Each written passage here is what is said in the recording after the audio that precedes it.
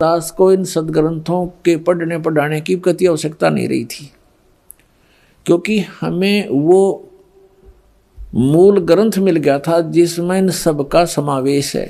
वो सूक्ष्म वेद, पांचवा वेद जो काल ने नष्ट कर दिया था और अज्ञान फैला दिया था, और जो सूक्ष्म वेद जिसको तत्व ज्ञान कहा सदग्रंथों में, परमात्मा ने स्वयं आकर बोला था कबीर वाणी में, सच्चिदानंद घन ब्रह्म की वाणी में, वो हमें प्राप्त हो गया था। हम अपनी साधना कर रहे थे, फिर प्रेरणा हुई परमात्मा की।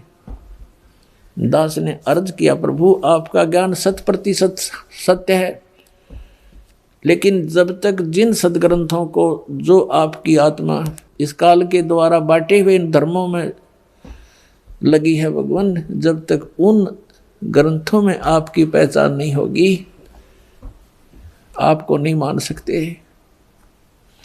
कितना सुख दे लो भगवान, इस सुख का तो अंत ही नहीं है। इस नकली सुख का आपने बताया है 3 लोक से तृप्त नाही ये मन भोगी खसिया।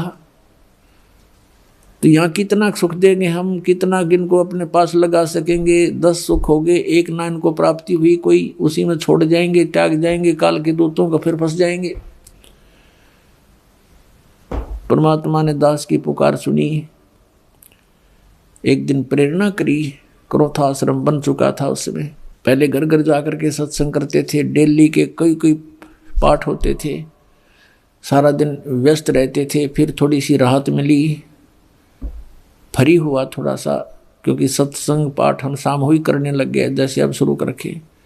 फिर सोचा कि अब इस समय का सदुपयोग हो प्रभु। प्रेरणा की परमात्मा ने, एक परमात्मा की वाणी याद आई कि वेद मेरा भेद है, मैं ना वेदन के माही, पर जौन वेद से मैं मिलूँ वो वेद जानते नहीं। परमात्मा की वाणी का ये अर्थ है कि चारों वेद मेरा ही गुणगान करते हैं, लेकिन वेदों में वर्णित विधि से मेरी प्राप्ति नहीं हो सकती। और जिस वेद से मैं मिलूँ उस सूक्ष्म वेद से, इन वेदों में उसका ज्ञान नहीं है, वो ज्ञान वेदों में नहीं है, ये वेद जानते नहीं। तो सबसे पहले दास ने सोचा कि गीता का अनुवाद भी किया हुआ, इसमें देखते हैं शायद परमात्मा का इसमें कोई ज्ञान पावे। ओए होए, जो ही श्रीमद् भगवद गीता को देखा, गीता ज्ञानदाता कहता मैं तो नासवान हूं, मेरी जन्म मृत्यु होती है, और वो परमात्मा कोई और है। फिर 15वें अध्याय के अंदर देखा, इसमें सारा ही निर्णय, तीनों गुण क्या हैं सदग्रंथों से देखा। वैसे पहले भी हम वर्बली सुनते थे, रजगुण ब्रह्मा, सदगुण विष्णु, तम गुण शिव जी। एकदम जैसे भूखे न भोजन, निर्धन को धन मिल जावा, फूला नहीं समाया करे, ऐसी दास की उमंग होगी। उठाया पेन कलम, नए सिरे से अनुवाद शुरू किया। गहरी नजर गीता में एक पुस्तक बनाई, और सन 2001 के अंदर ये प्रेरणा हुई परमात्मा की, और वो पुस्तक बना के समाज में प्रवेश करी। बुद्धिमान समाज ने उसको पढ़ा, देखा, दूसरे अनुवादों से तुलना की, तो दांतों तले उंगली दबाई। तो पुण्यात्माओं, दास को इन सदग्रंथों की आवश्यकता नहीं थी, ये आपके लिए है। मेरे लिए तो ये सदग्रंथ ऐसे हैं जैसे अंधे की लालटेन होती है। एक अंधा व्यक्ति रात्रि के समय हाथ में जलती हुई लालटेन लेकर जा रहा था, लैंप। आगे से बच्चे आ रहे थे उछल कूद मचाते हुए। उस अंधे ने आवाज लगाई, बेटा देखना, देखना मैं अंधा हूं, ध्यान से चलना मेरे पास, देखना बेटा मैं अंधा हूं। अब बच्चों ने देखा कि ये आदमी बतावे अंधा, और लालटेन किस लिए ले रखी है इसने, लैंप किस लिए ले रखा है।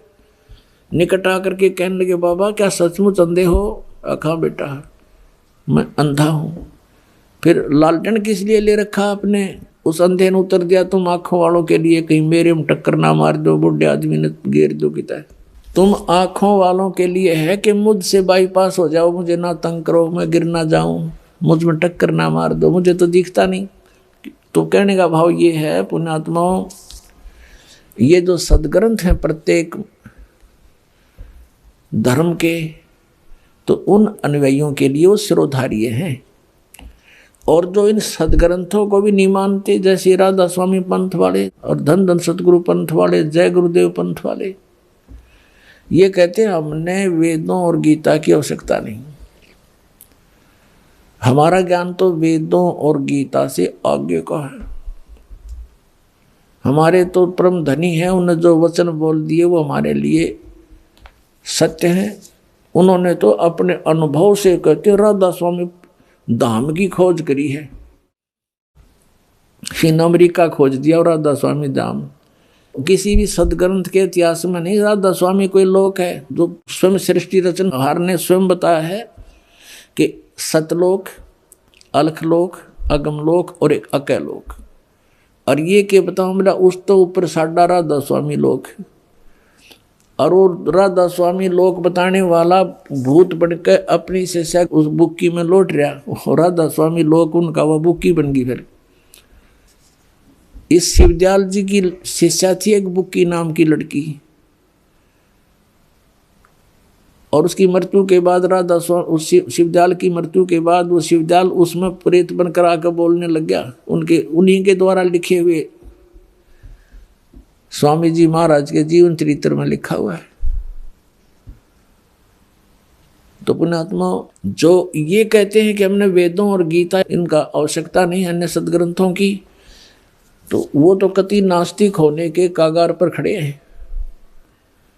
अब राधा स्वामी पंथ, ये धन धन सतगुरु पंथ, जय गुरुदेव पंथ और जितने भी नकली पंथ हैं, इनके अनुयायी अब बेचारे दुख पाके, लुट के, पिट के, हर तरह से आध्यात्मिक ज्ञान तो है ही नहीं, और जो भौतिक लाभ होना था वो भी नहीं हो सकता, क्योंकि उनकी वे ऑफ वर्शिप बिल्कुल शास्त्र विरुद्ध है। पांचों नाम काल के जानो, पांचों नाम काल के जानो, घट रामायण के 27 पृष्ठ पर दूसरे भाग में लिखे, और उनसे अलग एक छठा नाम है, आदि नाम है, सतनाम और आदि नाम, उनसे मोक्ष होगा, वो उनको ज्ञान नहीं। तो इस प्रकार जो अपने सदग्रंथों से परिचित हैं, सदग्रंथों से कितने परिचित हैं कि वो ये मानते हैं कि हमारे सदग्रंथ हमारे धर्म के, हमारे लिए पूज्य हैं, मान्य हैं, इनमें जो लिखा वो सत्य है। तो उन पुण्यात्माओं को समझाना भी 2 मिनट की बात है कि जैसे हम पहले लोक वेद सुना करते, दंत कथा, श्री ब्रह्मा जी, श्री विष्णु जी, श्री शिव जी, ये अजर अमर है, इनके कोई माता पिता नहीं, सर्वेश्वर महेश्वर कालज्ञ मृत्युंजय, इनका कोई रचनहार नहीं, सर्वेश्वर है, ये था लोक वेद। और हम ये भी सुनते थे कि ये ज्ञान ये महापुरुषों ने सदग्रंथों को पढ़कर हमें सुनाया है, क्योंकि उस समय हम अपने सदग्रंथ नहीं पढ़ सकते थे। आज परमात्मा ने सबसे पहले तो हमारी आंखें बनवाई, यानी हमें ये ज्ञान दिया, अक्षर ज्ञान दिया। इस अक्षर ज्ञान के आधार से अब हम अपने सदग्रंथों को स्वयं देखेंगे, फिर हम किसी की लोक वेद पर आधारित नहीं रह सकते। तो वो धन्य है वो पुण्यात्मा जो अभी तक अपने सदग्रंथों में विश्वास लिए हुए हैं, और दुर्भाग्य उन व्यक्तियों का जो एक नया मजहब खड़ा कर दिया, जिन्होंने नया मार्ग बना दिया है, उन्होंने समाज को फिर से बांट दिया। ये जितने भी पंथ बने हुए हैं, ये राधा स्वामी पंथ के जितने भी भाग हो गए, जय गुरुदेव पंथ, सच्चा सौदा सिरसा पंथ, जगमाल वाली पंथ, जनोदम पंथ, इनके तंडरे ये काबली की कृषि जाम की सारे गए। अब ये कुछ दिनों में राजनीतिक स्टंट बन जाएंगे, अलग से मजहब बन जाएंगे। अगर ये मार्ग मालिक का ऊपर नहीं आया तो और कई भागों में मनुष्य समाज बट जाएगा। लेकिन अब मालिक का आदेश है कि सभी धर्म और सभी ये पंथ एक हो जाएंगे, इस ज्ञान के आधार से एक होंगे, और पूरे विश्व में ये तत्व ज्ञान फैलेगा, सब प्यार से रहा करेंगे। ये माया की जो हवस है या बिल्कुल खत्म हो जाएगी, क्योंकि ज्ञान हो जाएगा। ये माया की जो दौड़ लग रही है बिल्कुल नाश हो जाएगी, क्योंकि ज्ञान हो जाएगा कि हम क्या उद्देश्य लेकर यहाँ आए थे। फिर परमात्मा बार बार बताते हैं, पृथ्वीपति चकवे गए जिनके चक्र चलंत, रावण श्री खे कौन गिने, ऐसे गए अनंत। गरीबदास साहब कहते हैं, चकवे हो गए चूहा, पूरी पृथ्वी का राजा था, सत भक्ति ना करने से चूहे की योनि में गया, अब बिल भी स्वयं बना करके मिट्टी में लेट रहा है। तो के चाटे यहाँ के सुख को, बाढ़ में जाओ ऐसा सुख ऋषि को ठियोर ये कार, जो हमारी ये दुरुक्ति कर रहा है। और वहाँ सतलोक में यही सृष्टि होगी, ऐसा ही शरीर है, ऐसी ही आत्मा रहती हैं, सारे सुख हैं, कोई कष्ट नहीं, ना वहाँ मृत्यु है, वृद्धावस्था नहीं है, ऐसा शरीर है जिसमें कोई कष्ट नहीं होता। तो पुण्यात्मा, ये कोई दंत कथा नहीं, क्योंकि ये महापुरुषों का आंखों देखा वर्णन है और परमात्मा ने स्वयं आकर बताया है, वो ज्ञान है। अब